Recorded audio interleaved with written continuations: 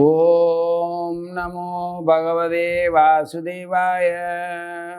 ஓம் அஜ்ஞானதிமிராந்தஸ்ய ஞானாஞ்சனசலாகயா சக்ஷுருன்மீலிதமேன தஸ்மை ஸ்ரீ குருவே நமக. பகவத்கீதை 6வது அத்தியாயத்தில் 17வது ஸ்லோகம். அளவாக ஆகாரம் புசிப்பவனுக்கும் அளவாக நடமாடுபவனுக்கும் கர்மங்களை அளவாக அனுஷ்டிப்பவனுக்கும் அளவாக தூங்கி அளவாக விழிப்பவனுக்கும் யோகம் என்பது துக்கத்தை நீக்கும். யோகம்னா என்னன்னு பார்த்தோம். நிலைத்த மனமும் அமைதியை அடையக்கூடிய குணமும் அறிவும் இருந்துச்சுன்னா அது யோகம்னு சொன்னார். உண்மையிலேயே யோகம்னா அவன் அமைதியா இருக்கணும். இறைவனுடைய அமைதியை, என்னிடம் இருக்கும் அமைதியை அவன் அனுபவிப்பான்னு ஏற்கனவே சொல்லியிருந்தார். அதுதான் யோகம். அதுக்கான வழிமுறைகள் பல விதமாக இருந்தாலும் எல்லாவற்றையுமே உடல் ரீதியாக, மன ரீதியாக, உணவுகள் மூலமாக தன்னை எப்படி கட்டுப்படுத்தணும், சுவாச பயிற்சி எப்படி இருக்கணும், புலன்களை எப்படி அடக்கணும், மனசை எப்படி அது புலன்கள் வழியில் செல்லாமல் மனசு சொல்கிற வழியில் புலன்கள் கட்டுப்பாடாக இருக்கணுங்கிறதெல்லாம் இதுக்கு முன்னால் சொல்லி அந்த யோகத்தினுடைய பல முகங்களை வர்ணித்து யோகத்தின் அங்கங்கள், அதனுடைய தன்மைகள், அதனுடைய குணம், அதனால் ஏற்படக்கூடிய பலன் எல்லாத்தையும் சொன்னார் கிருஷ்ணர். அப்போ நீ யோகி ஆகு அப்படின்னு சொன்னார். யோகி ஆகணும் அப்படிங்கிறது தான். யோகின்னா நேர்த்தியான திருத்தமான ஒரு மனிதனா ஆகணும் அப்படிங்கிறது அவர் விருப்பம். பொதுவாகவே ஜீவன் எந்த உடலுக்கும் சொந்தக்காரன் கிடையாது. ஜீவனுக்குன்னு ஒரு சூக்குமமான தெய்வீகமான ஒரு உடல் இருக்கு. அந்த சூக்குமமான தெய்வீகமான உடல் ஜட உலகத்துல அவனால அந்த சூக்கும உடலை வச்சு செயல்பட முடியாது. ஜட உலகத்துக்கு ஜட உடல் தேவைப்படுது. ஜட உடல் தேவைப்படுதுங்கும் போது இவனுடைய குணத்துக்கும் செயலுக்கும் அவன் பண்ணதோட விளைவுகளை அவன் அனுபவிக்கிறதுக்கும், இன்பமோ துன்பமோ அனுபவிக்கிறதுக்கும் ஜட உடல் ஒன்று தேவைப்படுது. அந்த ஜட உடலால தான் அவன் இன்பத்தையோ துன்பத்தையோ, அதாவது செய்த குற்றங்களுக்கான தண்டனையவோ செய்த நற்செயலுக்கான நல்ல ஒரு மகிழ்ச்சியான சிற்றின்ப சுகங்களையோ அவன் அனுபவிக்க வேண்டியது இருக்கும். அப்புறம் அவனுடைய புத்திர பாக்கியம்ங்கிற அந்த ஒரு பாக்கியத்தில் அவனுக்கு நான புத்திரர்களை, மகப்பேறுகளை பெற்று அந்த மகப்பேறு மூலமா அவனுடைய முந்தைய செயலுக்கான விளைவுகள் அந்த பிள்ளைகள் மூலமா அவன் நிறைவேற்றி கொள்ளணும். விட்ட குறை தொட்ட குறையெல்லாம் பிள்ளைங்க மூலமா நிறைவேற்றிக்கிறது. அவங்க மூலமா அவனுடைய நீர்க்கடன்லாம் செலுத்தப்பட்டு விடுதலை ஆகிறதுக்கு அவனுக்கு புத்திரர்கள் தேவைப்படுது. இது ஒரு காரணம். இன்னொரு காரணம் அவனுடைய வம்ச விருத்தி அப்படிங்கிறதுக்கு ஒரு காரணம். அடுத்து இன்னொரு முக்கியமான காரணம், ஜீவர்களுக்கு மனித உடல் கிடைக்கிறதுக்கு அவன் ஒரு காரணமா, கருவியா ஆகணும். அதுவும் ஒரு காரணம். எல்லா காரணங்களுக்கும் காரணம் பகவான் தான். ஆனா பகவானை காரணமா சொல்றதுக்கு முன்னாடி உள்ள காரணங்கள்லாம் நம்ம தெரிஞ்சுக்கணும். காரணம்ங்கிறது செயலுக்கான ஆதாரம், அதுக்கு பேரு காரணம். கர்மாவுக்கான ஆதாரம் நிவாரணம். அதுதான் நிவாரணம்னா தீர்வு, முடிவு. செயலுக்கு ஒரு ஆதாரம். அது எந்த அடிப்படையில் நீ இப்படி செயல்படுறன்னா அதுக்கு பேரு காரணம். என்ன காரணத்தினால நீ இப்படி பேசிக்கிட்டு இருக்க அப்படின்னா அந்த காரணத்தை தான் சொல்றது.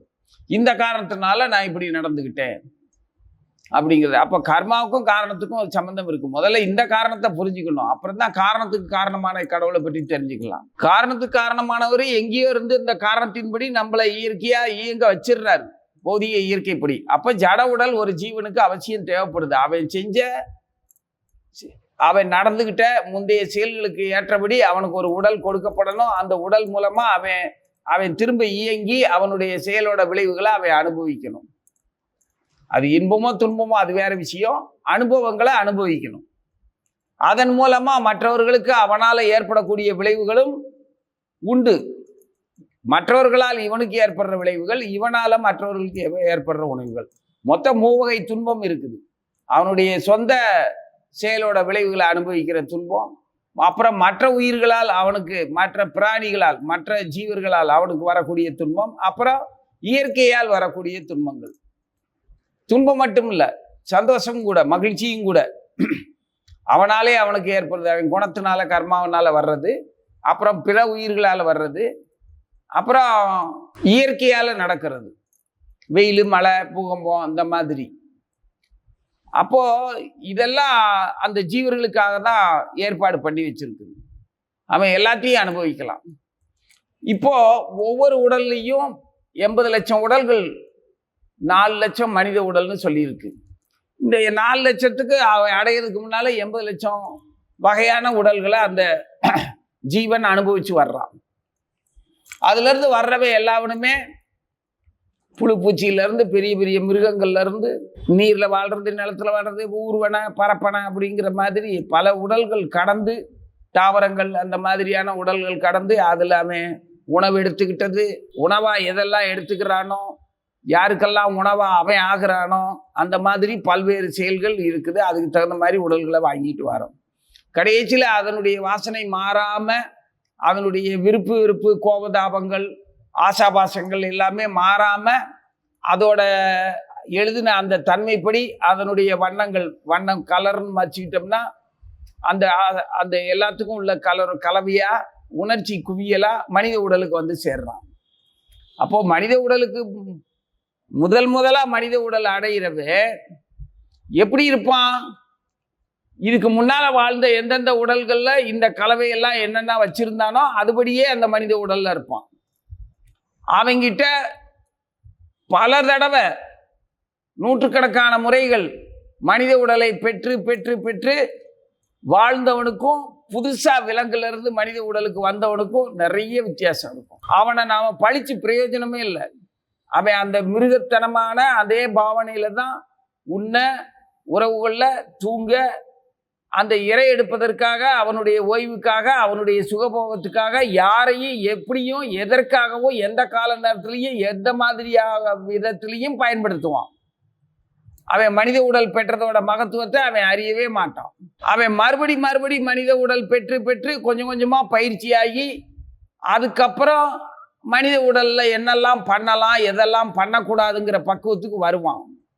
அப்படி பக்குவத்துக்கு வந்தவன் திரும்பி பார்க்கும்போது இவன் பல 100 உடல்கள், மனித உடல்கள் பெறுவதற்கு முன்னாடி முதலா மனித உடல் பெற்றப்போ எப்படி இருந்தானோ அதே மாதிரி ஒருத்தனை இவன் பக்குவம் ஆனதுக்கு அப்புறம் திரும்பி பார்க்கும்போது அவன் இவனுக்கு எதிரி, அவனை இவன் எதிரியாவே தான் பார்ப்பான். புரியுதா? அப்போ குற்றவாளியாகவும், வேற்று மதத்துக்காரனாகவும், நாகரிகமற்றவனாகவும், மோசமான விரோதியை போல, பண்பாடற்றவனை போலையும் பார்ப்பான். அவனும் அவனை மாதிரியும் தான் நம்ம இருந்திருப்போம். பல தடவை மனித உடல் பெற்று மனித உடல் தொடர்ந்து கூட பெற்றிருக்க மாட்டோம். முதல் தடவை மனித உடல் அடைஞ்சிருப்போம். அதுல நடந்துகிட்ட முறைக்கு பழையபடி சறுக்கி விழுந்து பழையபடி ஆடாவோ மாடாவோ கழுதையாவோ பன்னியாவோ புழுவாவோ பூச்சியாவோ பறந்திருப்போம். பழையபடி ஏதோ ஒரு புண்ணியத்துல பழையபடி மனித உடல் திரும்ப கிடைச்சிருக்கலாம். அதுக்குத்தான் இந்த புத்திர பாக்கியம் பயன்படும். மீண்டும் மனித உடல் பெறுவதற்காகவாவது ஒருத்தன் ஒரு புத்திரனை பெற்றாகணும். அதனாலதான் புத்துங்கிற நரகத்துக்கு போகாம காப்பாத்துறதுக்கு ஒருத்தன் புத்திர பாக்கியம் வேணும்னு தவம் இருக்கிறது. எனக்கு மகப்பேர் இல்லையே அப்படின்னு அந்த காலத்துல இருந்து இந்த காலம் வரைக்கும் போராடிக்கிட்டு இருக்கான் மனுஷன். அந்த காலத்துல மன்னர்கள்ல இருந்து எல்லாருமே மகப்பேர் வேணும், எனக்கு ஒரு புத்திரன் வேணும்னு யாகம் மூலமா தெய்வத்தை நாடி அல்லது இயற்கை தவங்களை நாடி, யோகத்தை நாடி தவம் இருந்திருக்கிறாங்க, பெற்றிருக்காங்க மகப்பேறு. அதே மாதிரி இன்னைக்கு இறை நம்பிக்கை இல்லாதவனும் கூட ஒரு உடல்ல இருந்து இன்னொருத்தனுடைய வீரியத்திலிருந்து உடல்ல இருந்து கூட இன்னொரு உடலை இரவலா கூட வாங்கி கூட மகப்பேரை தனக்கு உண்டு பண்ணிக்கிறான். இது இந்த விஞ்ஞானம் அப்பவும் இருந்தது. நம்ம தெய்வங்களே அந்த மாதிரி தான் உருவாக்கி இருக்காங்க. முருகனே கூட சிவபெருமானுடைய நெற்றிக்கண்ணில இருந்து தான் புறப்பட்டு இருக்கிறாரு. ஆக புத்திரர்களை பெற்றுக்கொள்வதுங்கிறது அந்த கால தெய்வங்கள்ல இருந்து இப்போ வரைக்கும் ஏதோ ஒரு வழியில புத்திரன் வேணுங்கிற அந்த அவசியத்தை ஏதோ ஒரு வழியில நிறைவேற்றிக்கிட்டே இருக்கிறதும், அது வேணுங்கிறதுக்காக போராடிக்கிட்டு இருக்கிறதும், புத்திரன் அவசியம்ங்கிறதோட முக்கியத்துவம் என்னைக்கும் மாறவே இல்லை. கடவுள்ல இருந்து இன்னைக்கு கடைசி கடைநிலை மனிதன் வரைக்கும். ஏன்னா அப்படி ஒரு புத்திரன் இருந்தா தான் அவனுடைய அடுத்த, இப்ப நான் இந்த உடம்பை விட்டு போனேன்னா எனக்கு என் புத்திரன் என்ன செய்யறானோ அதை பொறுத்து தான் அடுத்து எனக்கு மனித உடல் கிடைக்கும். இல்லைன்னா அவ்வளவுதான், பிரேத உடலுக்கு போறனோ, பிசாசு ஆகுறனோ, இல்ல தேவன் ஆகுறனோ, இல்ல தெய்வம் ஆகுறனோ, அல்லது விலங்கு பிறவிக்குள்ள விழுகிறனோ தெரியாது. இதுக்காகவாது புத்திரர்கள் தேவைப்படுது. ஆக இப்படி பல தடவை மனித உடல் பெற்று பெற்று பெற்று பகுனாம் ஜென்மனாமந்தே ஞானவான் மாம் பிரபத்தியந்தே அப்படின்னு ஒரு தடவை சொல்லுவார். இனிமே சொல்லுவார். மனுஷியானாம் சகசிரேசு அப்படின்னு ஒரு தடவை இன்னொரு தடவை சொல்லுவார். அதெல்லாம் இனிமே பார்க்க போறோம் அந்த சுலோகங்கள்லாம். அதுக்கு முன்னால நான் இப்ப இந்த இந்த ஆகாரத்தை அளவா சாப்பிட்றது எப்படின்னா, மனித உடல் திரும்ப திரும்ப கிடைக்கிறதுக்கு ஒரு வாய்ப்பு வேணும் அப்படின்னா, கிருஷ்ணர் சொன்ன மாதிரி அதே மனித உடல்ல மறுபடி வந்தாதான் நாம யோகத்துல நிறைவடைய முடியும்.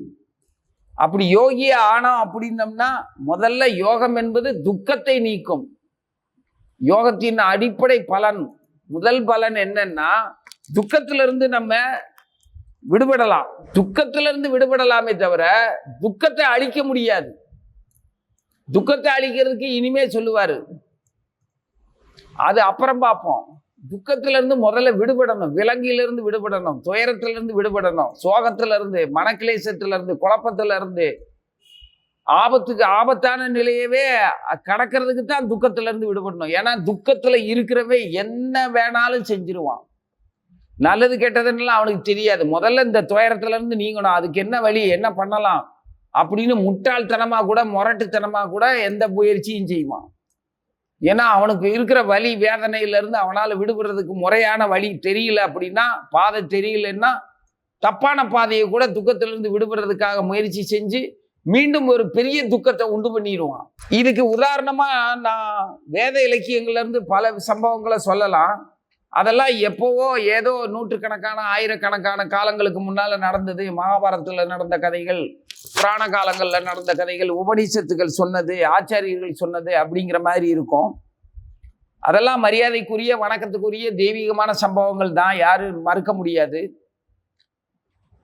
இருந்தாலும் எனக்கு இப்ப சொல்ல நான் ஆசைப்படுறது என்னோட சொந்த அனுபவத்துல.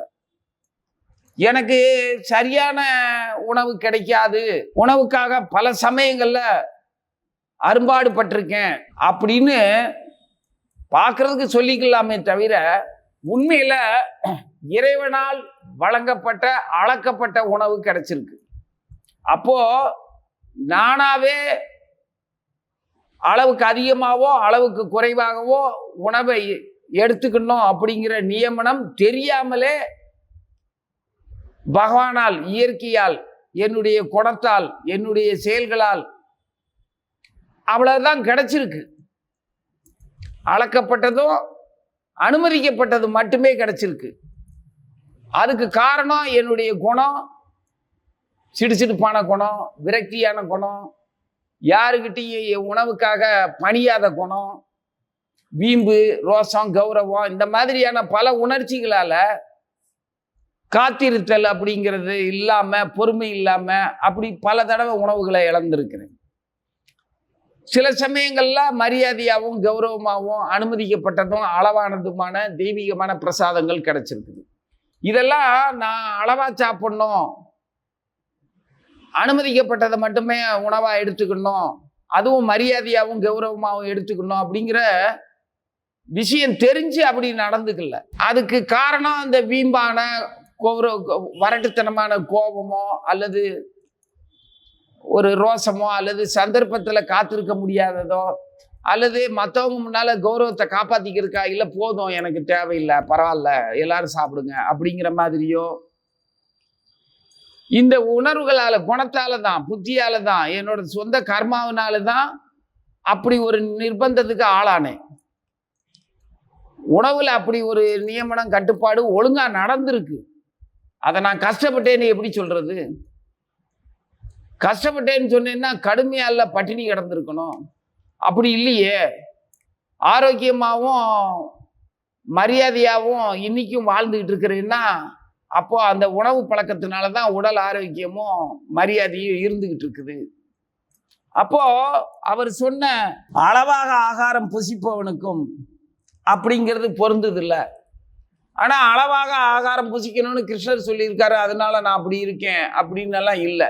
உண்மையிலேயே செல்வந்தனாவோ அல்லது செல்லமா யாராலையாவது மரியாதைக்குரிய வகையில நடத்தப்படுறவனா இருந்திருந்தேன்னா அப்படி அளவா நான் சாப்பிட்டுருப்பனாங்கிறது தெரியாது. கண்டிப்பா அளவை மீறி இருக்கலாம், அல்லது நோய்வாய்ப்பட்டிருக்கலாம், அல்லது அளவுக்கு அதிகமாக கூட அளவுக்கு குறைவாக கூட சாப்பிட்டுருக்கலாம். ஏன்னா பெரிய செல்வந்தர்கள்லாம் இன்னைக்கு பார்க்குறேன் அளவுக்கு குறைவாக தான் சாப்பிட்றாங்க. ஏன்னா பாடு பல அந்த கர்மா சக்கரத்துக்குள்ள விடிஞ்சதுலேருந்து அடையிற வரைக்கும் நிற்க நேரம் இல்லாமல் சக்கரத்தில் உழைப்புன்னு உழைச்சிக்கிட்டு இருக்கிறாங்க. அவங்க செல்வந்தர்கள் அந்த மாதிரி உழைக்கிற ஒரு சக்கரத்துக்குள்ள நான் சிக்கவே இல்லை. அது கிடைக்கல, வேணும்னெல்லாம் அதை விடலை. கிடைச்சா அப்படித்தான் மாட்டியிருப்பேன். ஒரு வியாபாரியாவோ ஒரு தொழிலாளியாவோ மாட்டியிருந்தேன்னா, சூத்திரனாவோ இருந்திருந்தேன்னா கண்டிப்பாக உடலால் இயங்கக்கூடிய அந்த சக்கரத்துக்குள்ளே மாட்டியிருப்பேன், கர்மா சக்கரத்துக்குள்ளே. அதுபடினா பெரிய தொழிலதிபரோ பொட்டி கடையோ வியாபாரமோ பணக்காரனாக இருந்தாலும் சரி, ஏழையாக இருந்தாலும் சரி, உழைப்பாளியாக இருந்தாலும் சரி, அதுக்குள்ளே நிர்பந்தத்துக்குள்ளே மாட்டியிருக்கணும்ல. அந்த மாதிரி ஆகலை. அப்போது சொந்த அனுபவத்தில் அளவாக புசிக்கிற அந்த நிலையை எனக்கு கொடுத்தது என் இறைவனான என் கிருஷ்ணர் தான். அது இப்பதான் தெரியுது. ஆனா நான் கிருஷ்ணனை தெரிஞ்சுக்கிறதுக்கு முன்னாடியே கிருஷ்ணரே அந்த இயற்கை சூழ்நிலையே கிருஷ்ணரே என்னை அப்படித்தான் நடத்தி இருக்காருங்கிறது இப்பதான் தெரியுது. அதுக்கடுத்து அளவாக நடமாடுபவன் அப்படிங்கிறாரு. அப்படி பார்த்தா நடமாடுபவன்னா நடத்தைன்னா காலால நடக்கிற இந்த தூரங்கள் நடக்கிறதுக்கு இந்த நடத்தை கிடையாது. நடமாடுபவன் அப்படிங்கிறது நாம் எந்தெந்த நிகழ்ச்சிகளெல்லாம் எப்படி எடுத்துக்கிறோம், எப்படி நடந்துக்கிறோம், அந்த நிகழ்ச்சிகளில் அந்த சம்பவங்களில் ஒருத்தருடைய பேச்சுக்காகவும் செயலுக்காகவும் சொல்லுக்காகவும் அவங்களோட உறவுக்காகவும் அவங்களுடைய மேலே ஏற்படுற மனஸ்தாபங்களுக்காகவும் நான் எப்படி நடந்துக்கிறேன் ஒரு சம்பவத்தில் அப்படிங்கிறது. நான் இப்போ என்னை பற்றி சொல்கிறதா நினைக்க வேண்டாம். நான் சொல்கிறத வச்சு அவங்கவுங்க நினைக்கிறத அவங்கவுங்க நடந்துக்கிட்டதை யோசித்து பாருங்கள். அதுக்காக தான் சொல்கிறது. புராண காலங்களில் இருக்கிறத சொன்னால் கதையாகவே எடுத்துக்குவீங்க. நடைமுறையில் இருக்கிறத இப்போ நான் என்னோட நடைமுறைன்னு சொன்னேன்னா அதே மாதிரி நடைமுறையை உங்களாலையும் உங்கள் நடத்தையினாலையும் நாம் எப்படி நடந்துக்கிட்டோம், எப்படி சாப்பிட்டோங்கிறத யோசிச்சு பார்க்கலாம். அதுக்காக இப்போ உள்ளதை சொல்கிறேன்.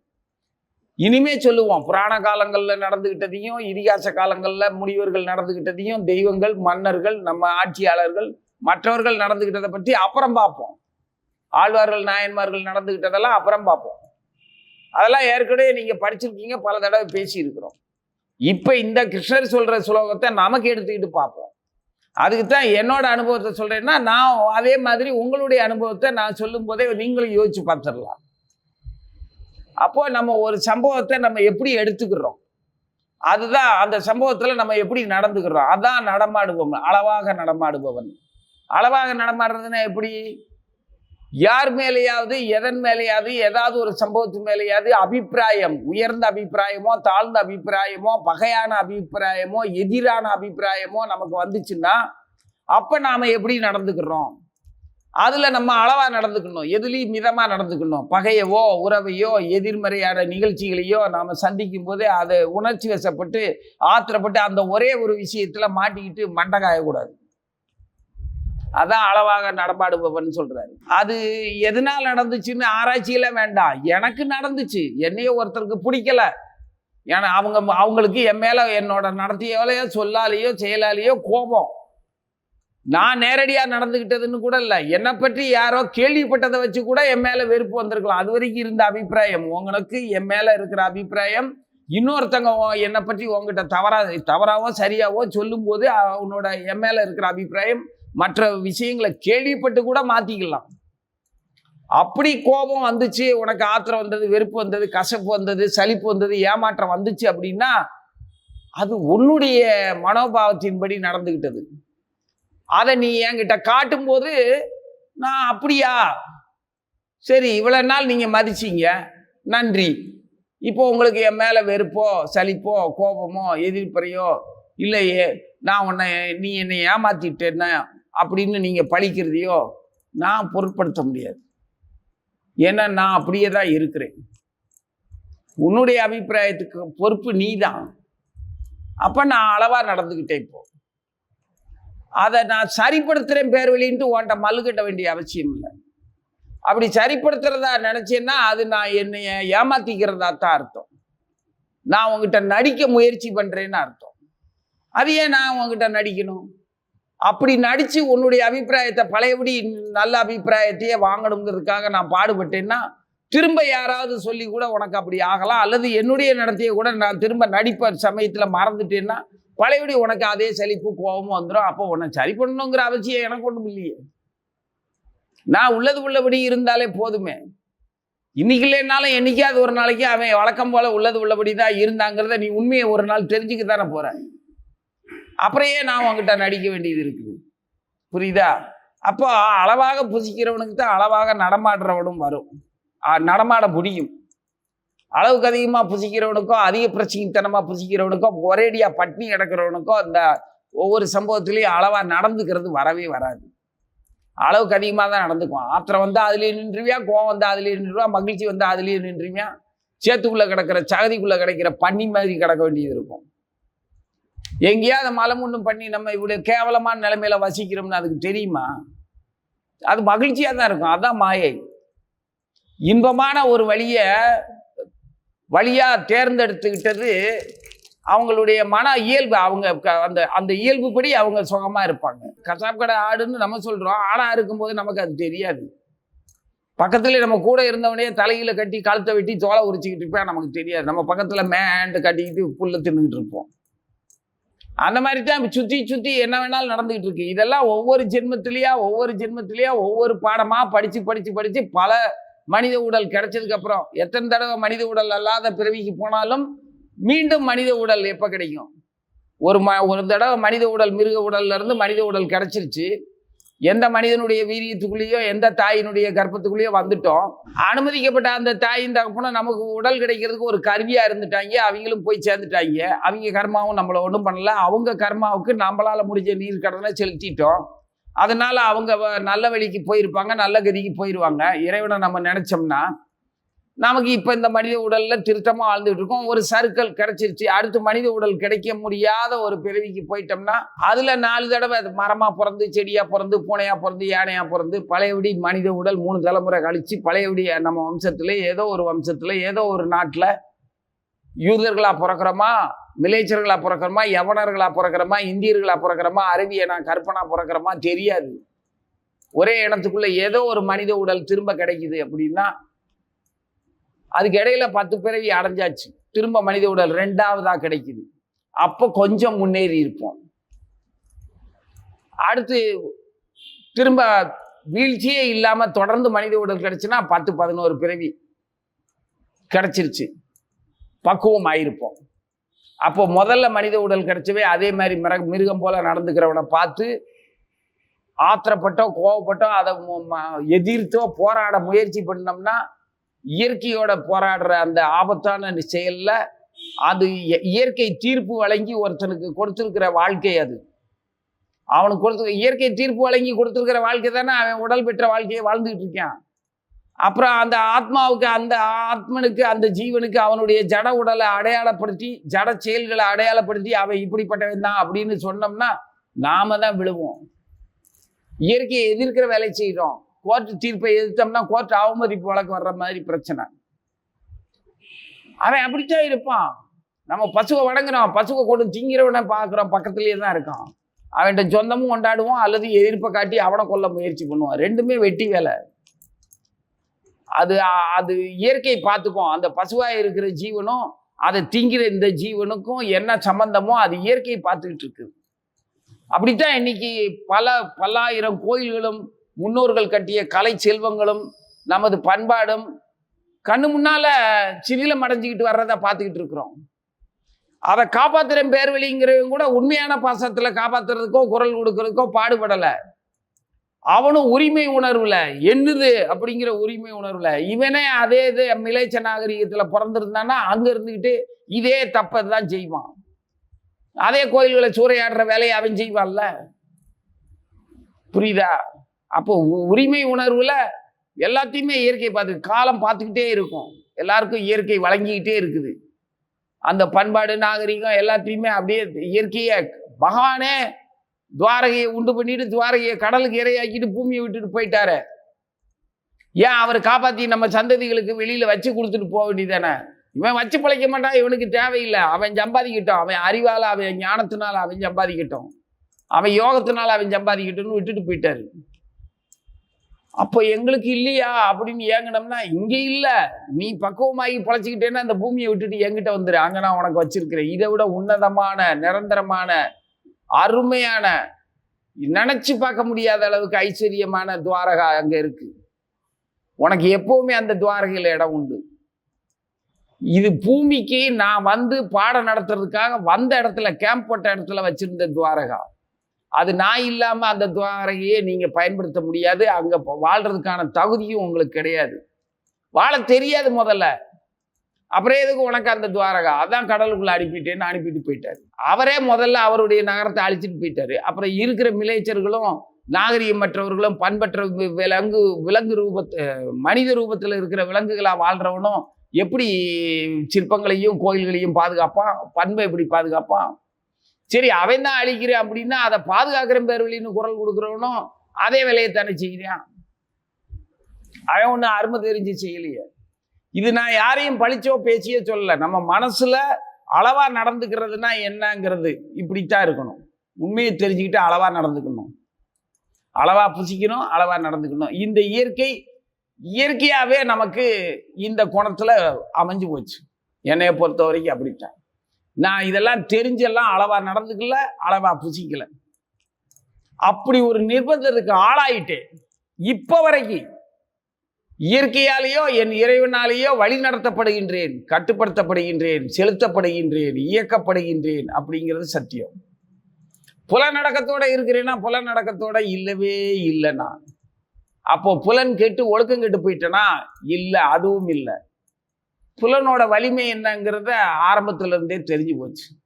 இன்னைக்கு பிரபலமா இருக்கக்கூடிய உலக மக்களோ சராசரி மக்களுடைய கவர்ச்சிக்கு ஆண்டியிலிருந்து அரசை வரைக்கும், பிச்சைக்காரையில இருந்து பெரும் பணக்காரை வரைக்கும் ஏங்குற ஒரு பிரபலமான ஒரு நட்சத்திரங்களையோ பெண் நட்சத்திரங்களையோ கவர்ச்சியான ஒருத்தங்களையோ எல்லாவனும் ஏங்குற அந்த அவங்க கிட்ட வேலைக்காரனாக இருக்கும்போது அவங்களுடைய அலங்காரத்தோட அவங்க மேடையில ஒளி வெள்ளத்துல இருக்கக்கூடிய அழகும், அவங்க அந்தரங்கத்துல அவங்க படுற உடலால படுற வேதனையும் மனவேதனையும் அவங்க செயலால அவங்க படுற வேதனையும் பார்க்குற மாதிரி அந்தரங்க செயலாளனா வேலைக்காரனா அப்படி அவங்க கிட்ட எல்லாம் வேலை செஞ்சிருக்கிறேன். அப்போ அந்த நிலைமை வந்திருக்கும் போது புலன்களோட ரசனை ருசி எனக்கு எப்படி தெரியும்?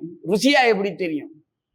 அந்த பொண்ணு அவ்வளோ கஷ்டப்படுறத பார்க்கும்போது அவங்க பிச்சைக்காரையில இருந்து பெரும் பணக்காரை வரைக்கும் ஆண்டியில இருந்து அரசை வரைக்கும் அவளை நினைச்சு ஏங்கும்போது இவங்க அந்த பேரு புகழ் பணம் அந்தஸ்தெல்லாம் வச்சுக்கிட்டு இருந்தாலுமே அவங்களுடைய இன்னொரு பகுதி அந்தரங்கத்துல சரீரம் எடுத்திருக்கிற அந்த சொந்த வேதனையில அவங்களுக்கு ஏற்படுற மனப்பிரச்சனை, உடல் பிரச்சனை, பண பிரச்சனை, அந்த இதுல அவங்க பக்கத்துல இருந்து அவங்களுக்கு வேலைக்காரனா தொண்டனா அதை வச்சு அவங்களுக்கு வேலை செஞ்சு வயிறு வளர்க்குற நிலைமையில நான் அங்க இருக்கும்போது அவங்க படுற பாடை பார்த்துட்டு அவங்க மேல எல்லாருக்கும் வர்ற ருசி எனக்கு வருமா?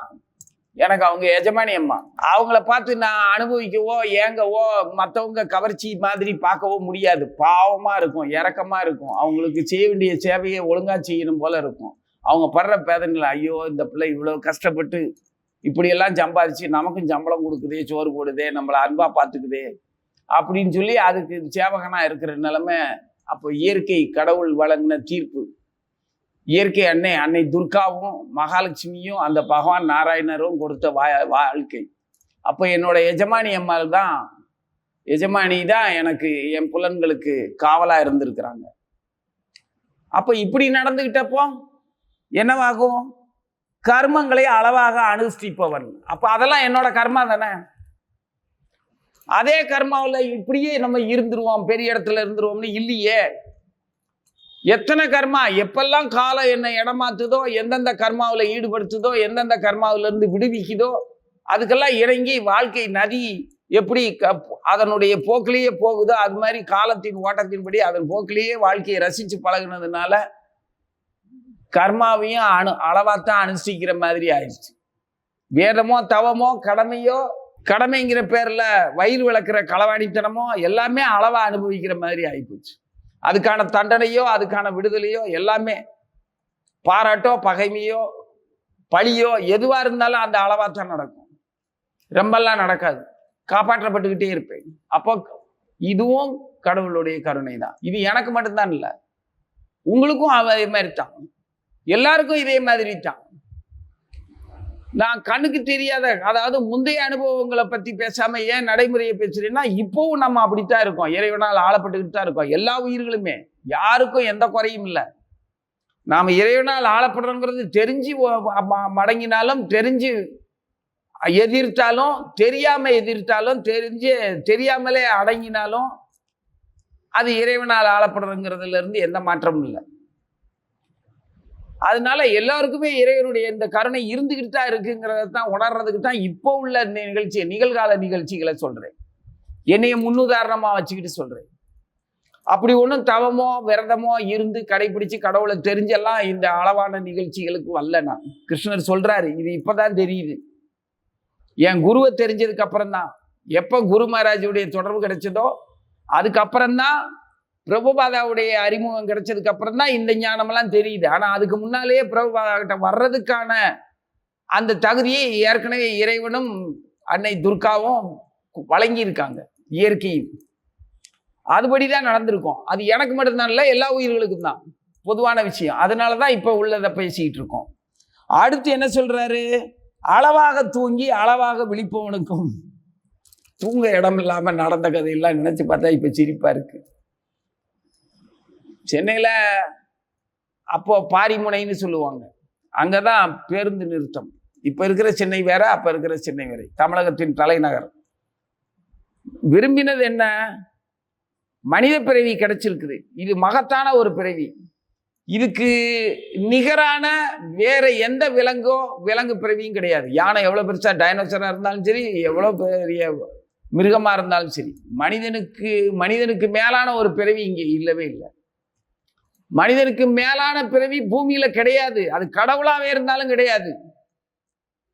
கடவுளே வந்தாலுமே இங்க மனிதனா தான் வந்து வாழ்ந்து காட்டிட்டு போயிருக்கானே தவிர, மனிதனுக்கு மேலான கடவுள் தன்மையில இங்க எவனுமே வாழல. கடவுளே கூட வந்து வாழல. அப்போ மனித பிறவி தானே மேம்பட்ட பிறவி. அப்பேற்பட்ட பிறவியில கிடைச்சிருக்குதுன்னா அதுல நாம என்ன செஞ்சா மனித பிறவியினுடைய பூரணத்துவத்துக்கு ஆளாவோம், எப்படி வாழ்ந்தா ஆளாவோம் அப்படின்னு யோசிச்சு பார்த்தோம்னா, மனிதர் அல்லாத பிற பிறவிகள் மாதிரி வாழாம இருந்தா தான் மனித பிறவிங்கிறது முழுமை அடையுங்கிறது தெரிஞ்சது. மனிதர் அல்லாத பிறவிகள் என்னென்ன உடல்கள் இருக்குதோ அது மாதிரி வாழ்ந்தோம்னா மனித பிறவியை நம்ம பயன்படுத்தலைன்னு அர்த்தம். இந்த குணம் இருந்ததுனால இந்த குணத்தை கொடுத்தது ஜடை இயற்கையின் முக்குணங்கள். மமமாயா துரத்திய மமமாயா தைவி ஹேசா குணமயி அப்படிங்கிறாரு. அப்போ என்னுடைய ஜட இயற்கை குணங்களால் அப்படிங்கிறது தெய்வீக மாயை வெல்லுதற்கு அரியதுன்னு சொல்லியிருக்கிறார். ஆனா அடுத்த வரியில் சொல்லியிருக்கிறார், என்னை சரணடையவர்கள் எளிதில் வெல்லலாம்னு. அப்போ அவரை சரணடைய கூட தெரியாம இருக்கும் போதே அவர் சரணடைய வச்சு காப்பாத்தி இருக்கிறார். சரணடைஞ்சவனுக்கு என்ன கொடுக்கணுமோ அதை நமக்கு கொடுத்துடுறாரு. அப்போ அவர் விரும்பினா, அவர் எதுக்காக விரும்புறாருன்னு தெரியாது, ஆனா ஜீவனை தன்னை சரணடைய வைக்கணுங்கிறதுக்காகவே சிலரை பயன்படுத்துறாரு. அப்படி பயன்படுத்தின கூட்டத்தில் நம்மளும் தான்.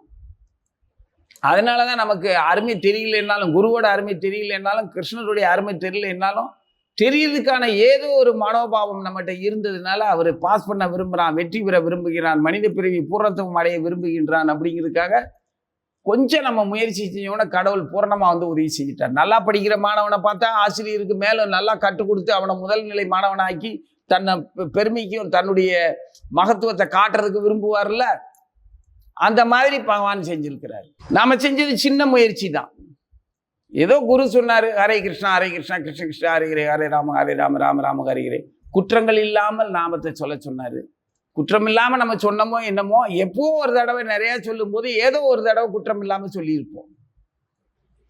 குலம் தரும் செல்வம் தந்திடும்னு ஆழ்வார்கள் பாடின அதே நம்ம நாராயணாவிடம் நாமம் நான் கண்டுகொண்டேன் அப்படின்னு பாடினதையாவது பாடியிருப்போம். அதனால அடுத்து நமக்கு இந்த மகாமந்திரம் கிடைச்சிருக்கு, ஹரே கிருஷ்ண மகாமந்திரம்.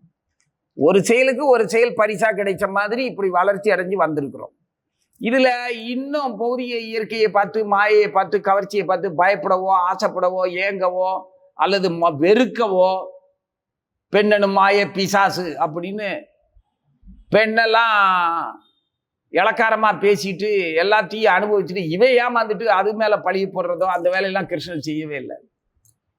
கிருஷ்ணர் எல்லா தாய்மைக்கும் மரியாதை கொடுத்து தான் வச்சிருந்தார். யாரையுமே இளக்காரமா அவர் எடுத்து எரிஞ்சு பேசினதே இல்லை. ஆனா மற்ற தெய்வங்களை வணங்குறவங்களும் எல்லாருமே உபகடவுளர்கள் வணங்குற சின்ன சின்ன தேவதைகளை வணங்குறவங்க பூரா எல்லாத்தையும் செல்வத்தையும் பெண்மையும் எல்லாத்தையும் பழிப்பான்.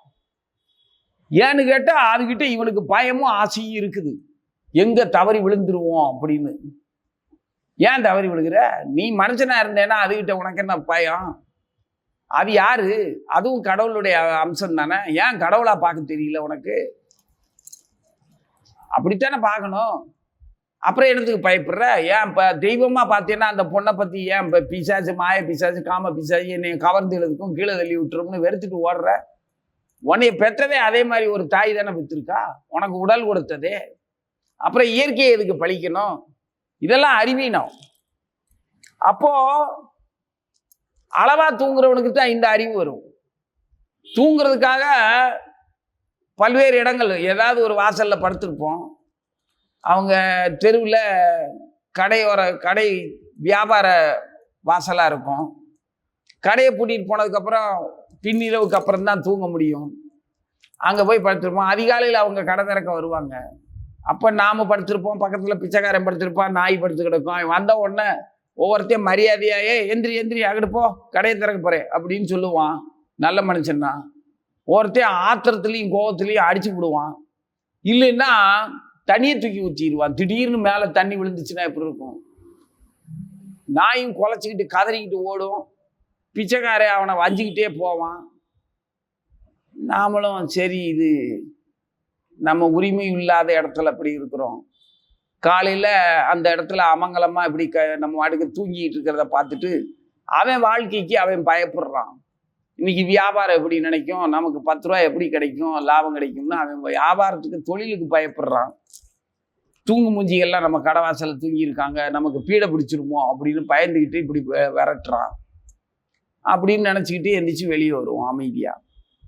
அவன் அதுக்கப்புறம் தண்ணி ஊற்றி கழுவிட்டு தள்ளி நின்று வேடிக்கை பார்த்தோம்னா தெரியும். கழுவிட்டு அவன் மஞ்சப்பொடியை தூவுறதும், மாலையை போடுறதும், பத்தியை பொறுத்துறதும், சாமியை விழுந்து கும்புறதும், கடையை திறந்துட்டு யாராவது ஒரு கஸ்டமர் வந்து காத்திருந்தோன்னா வாங்கன்னு அவசரமாக கூப்பிட்டு அவன் திறந்த உடனே அவன் மங்களமான பொருளை கேட்காம அமங்கலமாக காலையில் எழுந்திரிச்ச உடனே காக்கில் கருவாடு கொடு, இல்லாட்டி ஒரு கட்டு பீடி கொடு அப்படின்னு கேட்டான்னா கடுப்பாயிடுவான். அதையும் தானே விற்க, அதையும் இங்கே விற்கிற வந்த கஸ்டமர் கேட்டான்னா உனக்கு தேவை காசும் அந்த பொருளை விற்பனை பண்ண மூலதனமும் அதுலேருந்து கிடைக்கிற ஒரு பைசா 2 பைசா லாபம் தானே உனக்கு தேவை. அதைத்தான் கொடுக்கறதுக்கு ஒருத்தர் வந்து நிற்கான்ல, அப்புறம் என்ன அதில் சம்பிரதாயம் வேண்டி கிடக்கு? வியாபாரம் இது நடக்கணும் அப்படின்னு இப்படியெல்லாம் மடத்தனமாக இருப்பாங்க. அப்போ தூங்குறதுக்கான நேரமும் அனுமதிக்கப்பட்டபடி தான் இருக்கு. அந்த மாதிரி அளவா தூங்கி அளவா விழிக்கிற மாதிரி அமைஞ்சு போச்சு. இதையும் அனுபவிச்சிருக்கிறேன். இது எனக்கு மட்டும் இல்லை, உங்களுக்கும் அதே மாதிரி தான். பல்வேறு தொழில்களில் வயிறு விளக்க, குடும்பத்துக்காக, அப்பா அம்மா சொன்னதுக்காக கட்டாயப்படுத்தி, அப்பா 7 வயசாயிருச்சு, நீ படிச்சுட்டு இன்னும் வேலைக்கு போகணும், நான் சின்ன பிள்ளையிலேருந்து உன்னை எப்படியெல்லாம் தூக்கி வளர்த்தேன், பார்த்தேன், படிக்க வச்சேன், ஒரு வேலைக்கும் போகாமல் வீட்டில் தெண்டக்கஞ்சி குடிச்சிக்கிட்டு இருக்கேன், நான் அடித்து பற்றி விட்டாருன்னா மில்லு வேலைக்கு போனேன்னா என்ன செய்வேன்? ராத்திரியும் பகலும் பார்க்காம பகலில் தூங்கணும், பாதி ராத்திரியில் வேலைக்கு போகணும், பாதி ராத்திரியில் முழிக்கணும். என்னவோ பாடுபட்டு தானே ஆகணும். இல்லை ஊர் விட்டு ஊர் பிழைக்கிறதா இருந்ததுன்னா பஸ்லேயே தூங்கிக்கிட்டு வருவோம், பயணத்திலேயே. ஆக ஏதோ ஒரு வகையில் உங்களுக்கும் இறைவனால் வழங்கப்பட்ட அந்த விழிப்பும் தூக்கமும் அளவாத்தான் வழங்கப்படுது. கிருஷ்ணருடைய கருணை இதெல்லாம். கிருஷ்ணனின் அனுமதியின் பேரில் இயற்கை வழங்குற அனுமதி. அந்த மாதிரி அளவாக தூங்கி அளவாக விழிப்பவனுக்கும் என்ன யோகி ஆகிறானோ இல்லையோ, இந்த யோகம் இப்படி நடந்துக்கிற உணவாலையும் விழிப்பாலையும் நடத்தையினாலையும் கர்மாவை அனுஷ்டிக்கிறதுனாலையும் எல்லாத்துலேயும் மிதமாக கூடவும் இல்லாமல் குறைச்சலும் இல்லாமல் நடந்துக்கிற இதுவும் யோகம்தான். இந்த யோகம் என்ன செய்யும்னா துக்கத்தை நீக்கும் அப்படின்னு சொல்றாரு. என்ன துக்கத்தை நீக்கும்? துக்கத்தை அழிக்கும்னு சொல்லலை. துக்கத்திலிருந்து நீ விடுவிடுவ, துக்கத்தை உன்கிட்ட இருந்து நீக்கிடும். என்ன வேணாலும் நடக்கட்டும், எது வேணாலும் நடக்கட்டும், எல்லாத்துக்கும் காரணம் நான் கிடையாது, நான் நானாக தான் இருக்கிறேன் அப்படின்னு நீ நிம்மதியாக இருக்கும்போது எதுவும் உன்னைய துயரப்படுத்த முடியாது. அப்படி துயரம் இல்லாத நிலைக்கு உன்னை ஆளாக்கிக்கோ. அதுக்கப்புறம் உங்ககிட்ட பாவமும் வராது, புண்ணியமும் வராது. பகவான் சொல்ற அந்த புருஷோத்தமன் ஆகிய முழுமுதற் கடவுள் கிருஷ்ணர் சொல்ற அந்த அமைதி உனக்கு கிடைக்கும். அந்த அமைதியை நோக்கி நம்ம நகர்த்திக்கிறதுக்காக பல்வேறு வகையான துக்கங்களை பார்த்து வேடிக்கை பார்த்துட்டு, எக்ஸிபிஷனில் வேடிக்கை பார்த்துட்டு எதுலேயுமே சுத்தாமல் வெளியில் வர்ற மாதிரி வந்துடணும். ராட்டினம் சுத்தினேன், அப்பளம் வாங்கி தின்னேன், அது இதுன்னு இருக்கக்கூடாது. திருவிழாவுக்கு போய் ஆற்றுல அழகர் இறங்குறாருன்னா அழகர் இறங்குறத பார்த்துட்டு கண்டதை தின்னுட்டு இடிபட்டு குப்பையாக்கிட்டு வந்தோம்னா அந்த பாவம் அழகரை பார்த்த புண்ணியத்துக்குள்ள குப்பையாக்கிட்டு வந்த குற்றமும் சேர்ந்தே தான் இருக்கும். அதனால துயரத்திலிருந்து விடுபடுறதுக்கு இந்த யோகம் பயன்படும். ஆக மொத்தத்தில் ஆகார சுத்தி, சித்த சுத்தி, புலன்களை அளவா பயன்படுத்துறது மனசுக்கு இதமானது. ஓம் நமோ பகவதே வாசுதேவாய.